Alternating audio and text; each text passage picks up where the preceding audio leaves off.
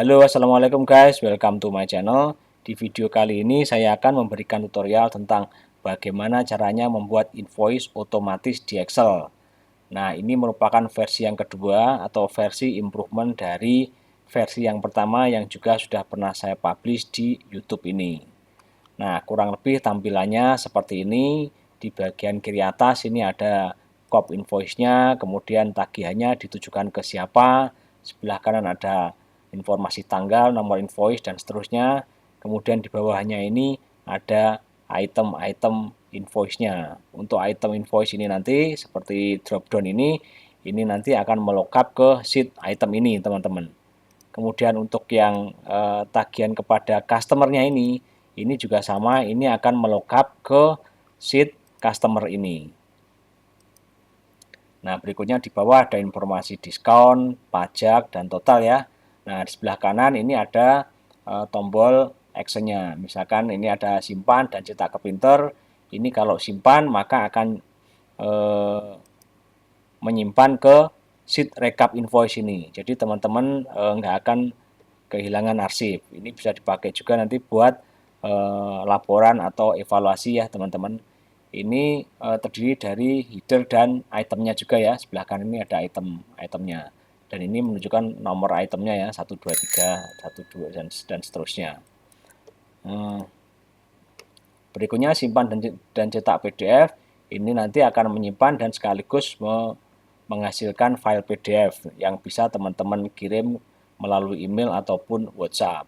Kemudian untuk buat invoice baru, ini prinsipnya adalah mengkosongkan semua entrian untuk dibuatkan invoice selanjutnya.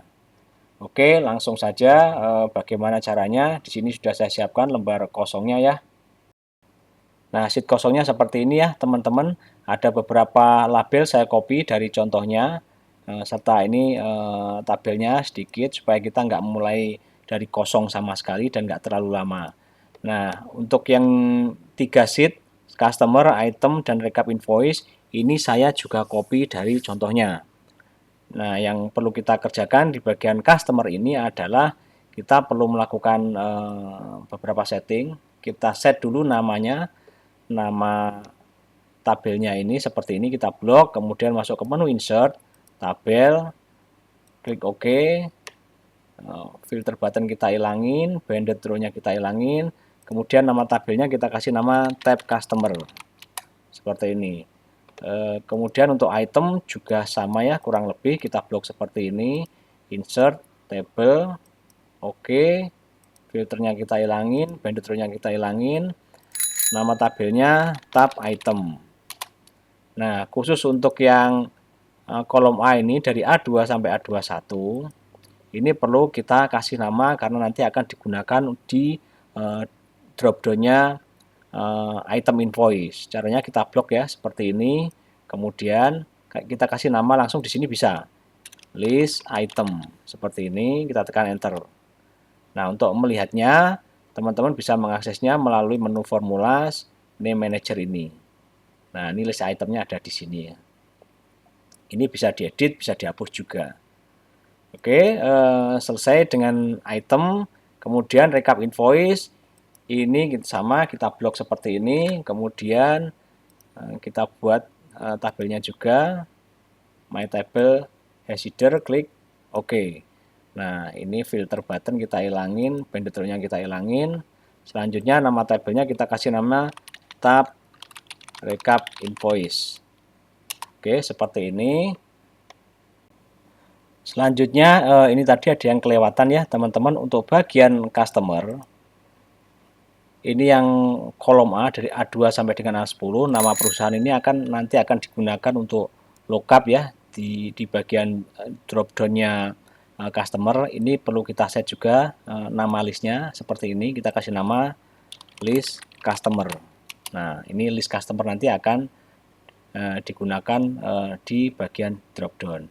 Oke, untuk sheet bantu, sheet customer dan item serta recap invoice ini kita sudah selesai. Berikutnya kita masuk ke screen atau ke sheet invoice. Nah, kita akan set headernya dulu ya, bagian atas ini. Nanti kalau udah selesai kita lanjutkan dengan itemnya. Oke, yang pertama adalah untuk yang grup tanggal, nomor invoice, termin, dan due date ini kita set supaya titik 2-nya nanti ada di sebelah kanan ya. Caranya kita blok seperti ini, format cell. Nah, di bagian custom ini teman-teman ketik Akeong spasi bintang spasi titik 2. Klik OK. Nah, titik 2-nya sudah ada ya di sini. Tanggalnya kita pakai default today seperti ini ya. Kemudian nomor invoice-nya sebagai inisial 200. Terminnya ini kita perlu set ya. Jadi misalkan kalau ditulis 7 nanti akan keluar 7 hari. Caranya klik kanan, format cell. Nah, di bagian custom ini generalnya kita tambahkan spasi kutip 2 hari. Jadi terminnya satuannya dalam hari. Klik OK, kemudian kita coba ketik angka 7. Nah, munculnya 7 hari. Due date ini rumusnya tanggal ditambah dengan termin sama dengan tanggal ditambah dengan termin ya. Seperti ini. Dan kalau terminnya kosong, due date-nya itu nanti harusnya kosong ya. Jadi ini kita perlu perbaiki rumusnya, tambahin if kurung buka J5 ini sama dengan kosong, maka dia kosong, titik koma. Kalau tidak kosong, maka J3 plus J5 seperti ini, kurung tutup. Nah, seperti ini ya. Kita coba kosongin misalkan, nah duduknya juga kosong. Oke, seperti itu. Untuk yang bagian sebelah kanan ini, berikutnya adalah untuk yang tagihan di sini. Nah, di sini akan berupa drop down ya, teman-teman. Ngambil dari list customer tadi. Caranya masuk ke menu data, kemudian di data validation, klik data validation ini, pilih list, source-nya ini kita ketik sama dengan list customer. Klik OK. Nah, di sini sudah muncul semua ya, list customer. Nah, nanti begitu kita klik misalkan cahaya bersinar ini, di bawahnya ini akan melakukan VLOOKUP ke misalkan nama, alamat, kota, provinsi ya. Nah, ini kita tambahkan di sini sama dengan VLOOKUP kurung buka. Ini adalah E8 ya. Array-nya adalah tab customer ya. Jadi kita bisa langsung akses kayak gini atau teman-teman blok juga bisa. Titik koma, kolom indeksnya yang kedua. Ini yang ring lookup kita set false. Nah, E8 ini perlu kita kunci ya, teman-teman. Nah, karena nanti akan di-copy ke bawah. Oke, seperti ini kita tekan enter. Nah, jadi ketika dipilih, nilai yang di bawahnya akan otomatis berganti ya.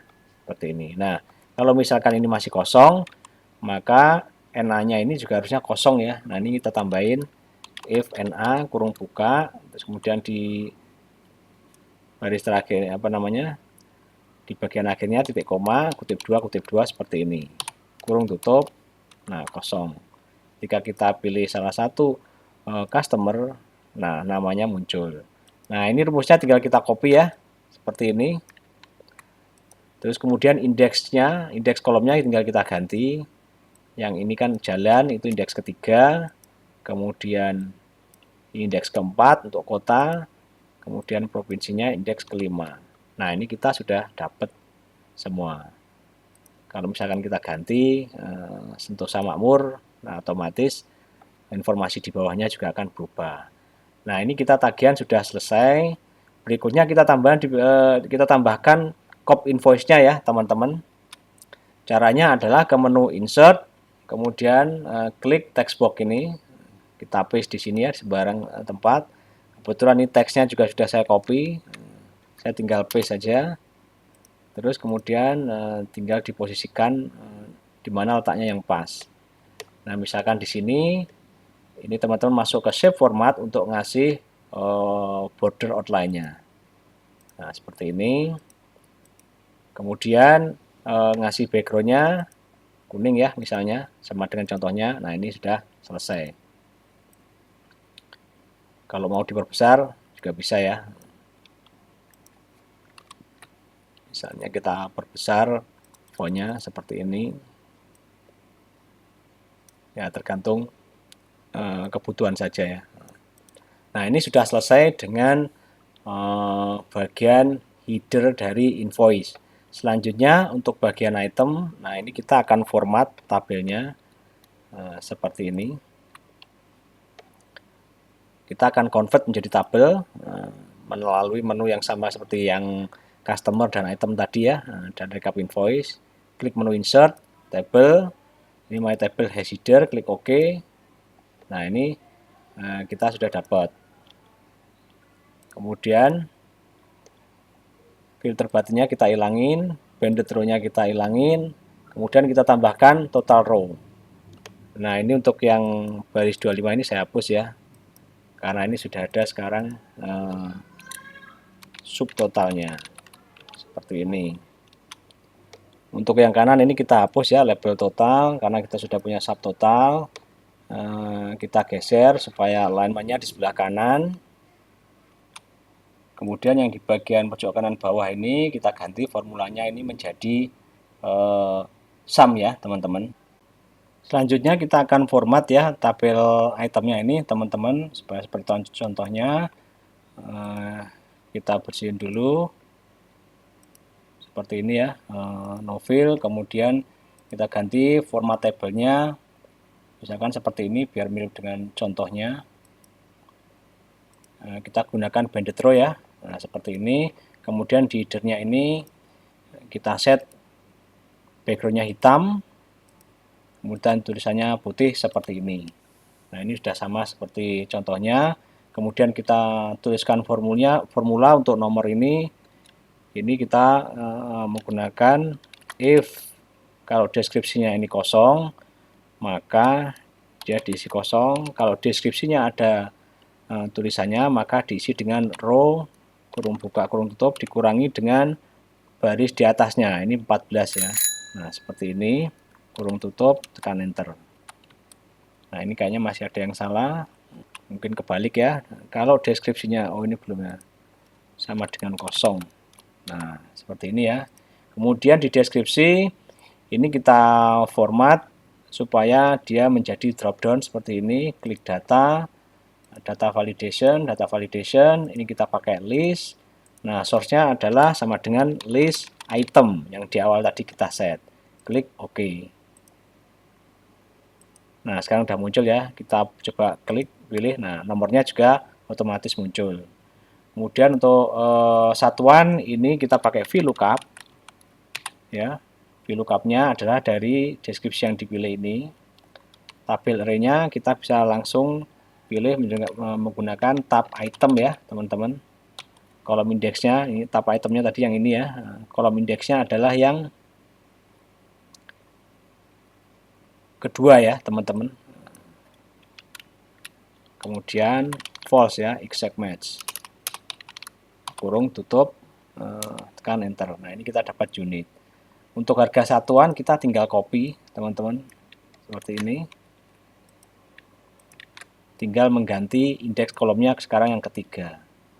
Nah ini udah dapat subtotal, ini sama dengan perkalian dari jumlah dan harga satuan. Nah ini sekarang yang bawahnya kan muncul value-value seperti itu ya, ini kita perbaiki. Nah ini misalkan kalau kita isi angka 1 ya, nah ini dapat. Nah ini rumusnya biasanya sih harusnya otomatis ke bawah ya teman-teman. Ini kita copy aja ke bawah seperti ini, baris terakhir. Ini juga sama. Nah ini NA ini kita perlu perbaiki.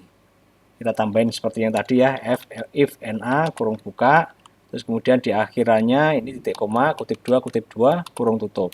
Ini juga sama, if NA kurung buka, kemudian di akhirannya titik koma, kutip 2, kurung tutup.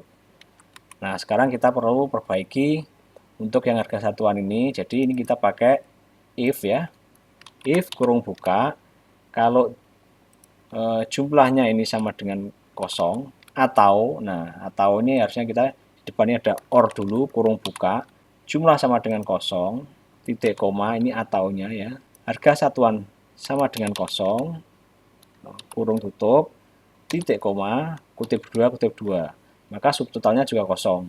Kalau ada angkanya dua-duanya baru kemudian pakai rumus perkalian, kurung tutup, tekan enter.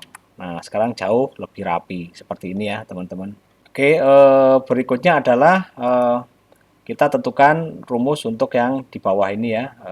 Diskon ini angka entrian minus subtotal ini rumusnya berarti sama dengan subtotal setelah diskon, ini berarti subtotal ini ditambah dengan diskon. Jadi diskonnya nanti kita masukkan minus ya teman-teman. Ini adalah kolom J27, J26, J26.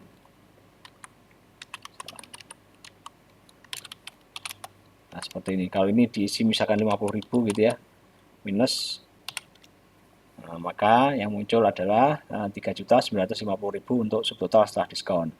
Tarif pajak ini kita pakai persentase ya, misalkan 11% kalau untuk barang, maka pajaknya menjadi sama dengan subtotal setelah diskon ini dikali dengan J28. Nah, seperti ini. Sedangkan totalnya ini berarti adalah subtotal setelah diskon ditambah dengan pajak. Nah, kita dapat Rp4.384.500. Nah, seperti ini ya, teman-teman rumusnya.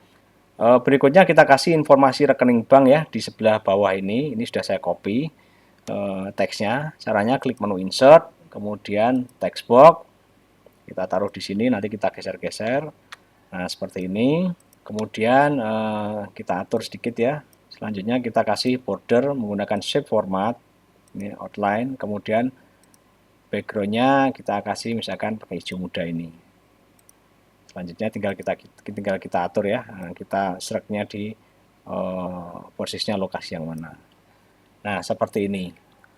Berikutnya adalah kita tadi belum mengeset, jadi semua entrian ini kita kasih nama teman-teman. Nanti supaya gampang aksesnya dari makro. Jadi kita nggak tergantung dengan posisinya ada misalkan ini di posisi J3.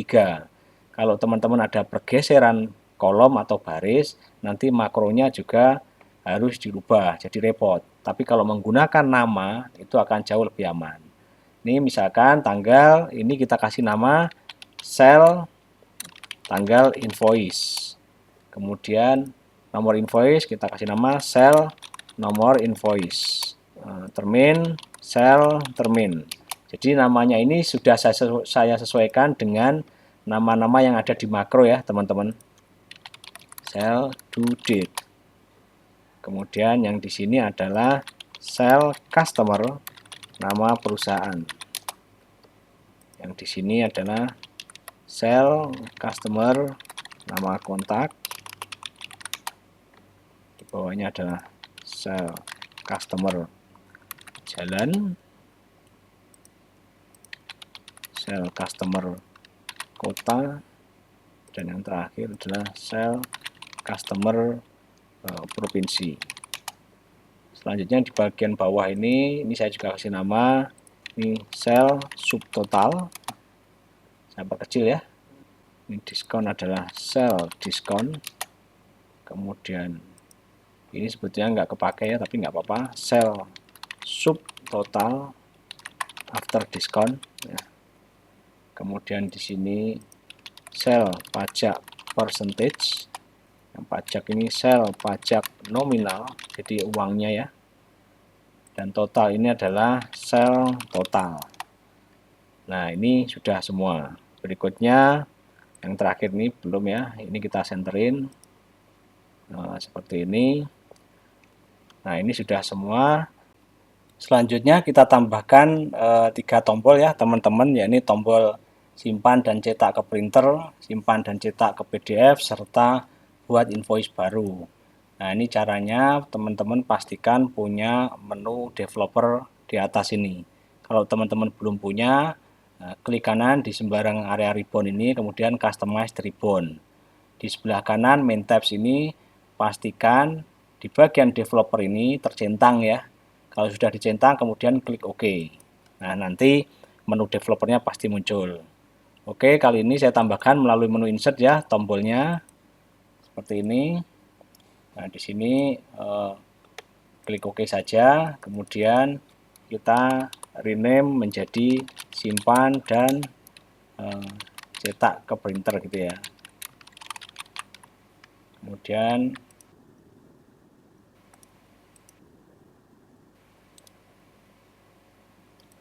edit. Nah, ini di blok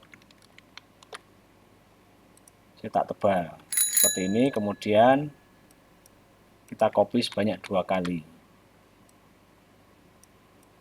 Oke, selanjutnya kita edit ya ininya, teksnya ini simpan cetak ke PDF, kemudian yang bawah ini kita ganti ke buat invoice baru. Oke, kita atur sekarang layoutnya, tinggal digeser-geser ya teman-teman, nggak sulit.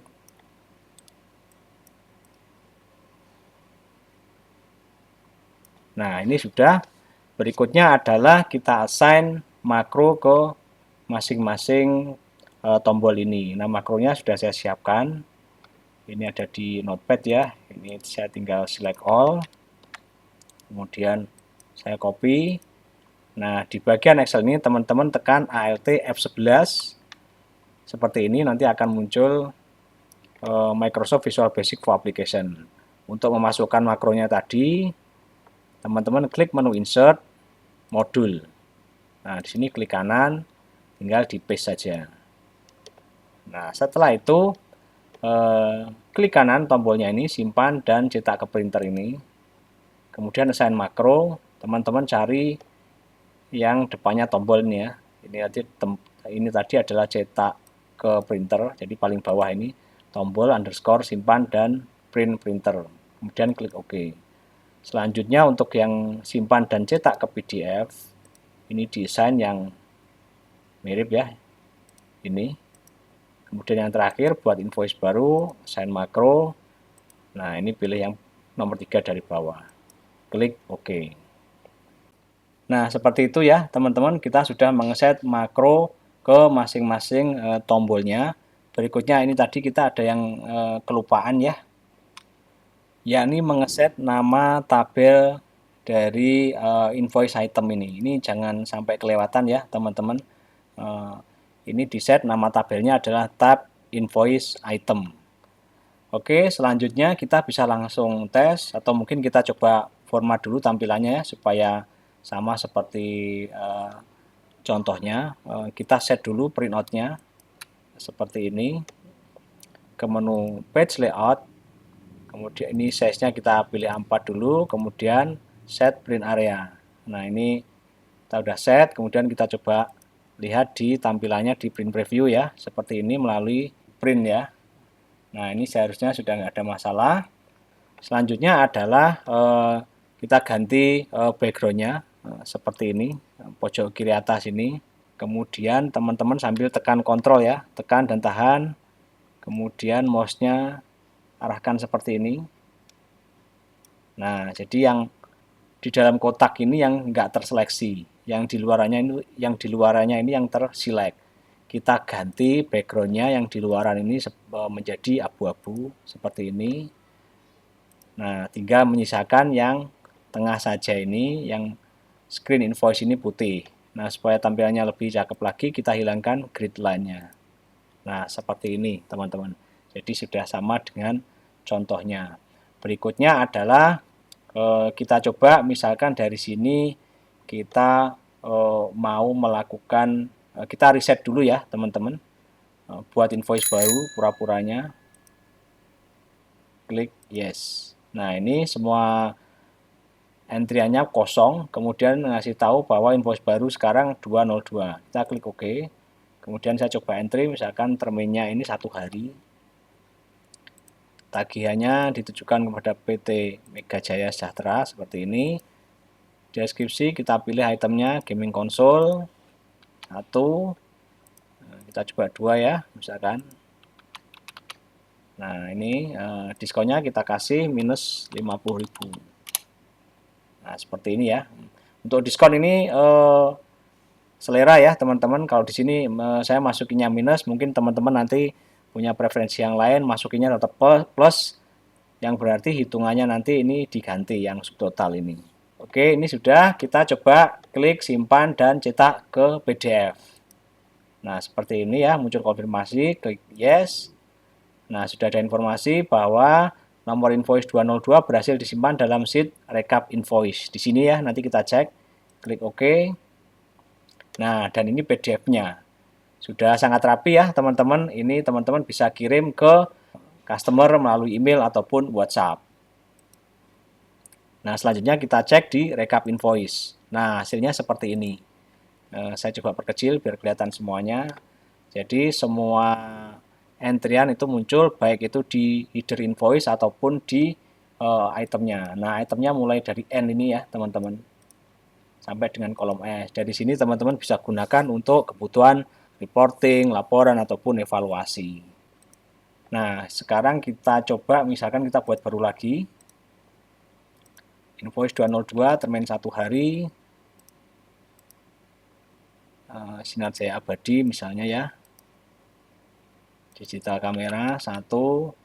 Nah, ini kita coba klik simpan dan cetak ke printer. Klik yes. Nah, ini 203 sudah berhasil disimpan di rekap ya. Nah, hasilnya muncul menu printer seperti ini. Tinggal klik OK, nanti otomatis ngeprint sesuai yang tadi kita set di atau kita lihat di print preview, teman-teman. Jadi hasilnya sama. Ini kalau teman-teman klik print preview ini, nah hasilnya akan sama seperti ini. Nah, ini filenya ada di deskripsi ya, teman-teman bisa download.